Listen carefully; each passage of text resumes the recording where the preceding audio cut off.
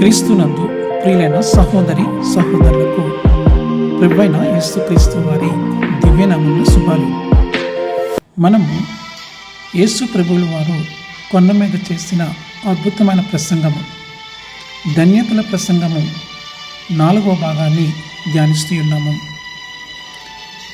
నీతి కొరకు ఆకలి దప్పులు గలవారు ధన్యులు, వారు తృప్తిపరచబడుతురు. మత్తయి సువార్త 5వ అధ్యాయము 6వ వచనము. ఒక వ్యక్తికి ఆకలి దాహము లేదంటే మనకు అర్థమవుతుంది ఆ పరిస్థితి అట్లానే కొనసాగితే తను మరణానికి దగ్గరవుతున్నాడని. నీతి నిమిత్తము మనకు ఆకలి దాహము లేదంటే ఆధ్యాత్మికంగా మరణానికి దగ్గర పడుతున్నామని వేరే చెప్పనవసరం లేదు. నీతి అంటే ఆయనను నమ్మడమే నీతి. అబ్రహాము యెహోవాను నమ్మెను, అది అతనికి నీతిగా ఎంచబడెను. ఆకలి దప్పిక కలిగిన వ్యక్తి వాటిని తీర్చుకోవడానికి సర్వశక్తిలా ప్రయత్నిస్తాడు. చివరికి తీర్చుకొని తృప్తి చెందుతాడు.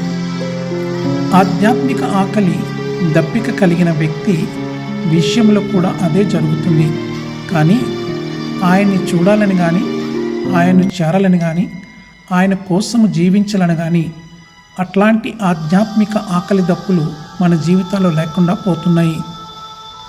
దేవుని కోసము కొరాహు కుమారుల యొక్క దప్పిక చూడండి.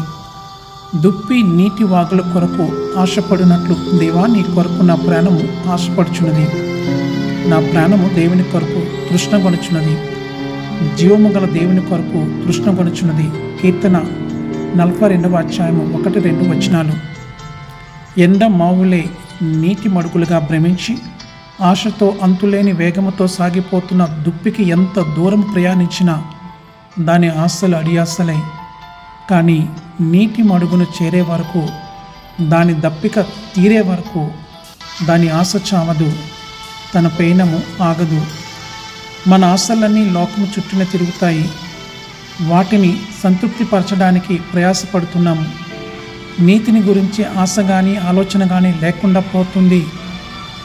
మనకు అసలు నీతి కొరకు ఆకలి దప్పులే లేకపోతే తృప్తి చెందే అవకాశమే లేదు. తృప్తి చెందకపోతే ధన్యతలోనికి ప్రవేశించలేము. ధన్యతలోనికి ప్రవేశించకపోతే నిత్యరాజ్యానికి వారసులు కాలేము. నీతి, నిజాయితీ, న్యాయం కోసము ఆకలి దప్పులు కలిగి వాటిని అందుకోవడానికి ప్రయాసపడదాం. నీతిమంతులుగా తీర్చబడదాం. నిత్యరాజ్యంలో ప్రవేశిద్దాం. ఆ రీతిగా మన జీవితాలను సిద్ధపరచుకుందాం. అట్టి కృప ధన్యత దేవుడు మనకు అనుగ్రహించునుగాక. ఆమెన్.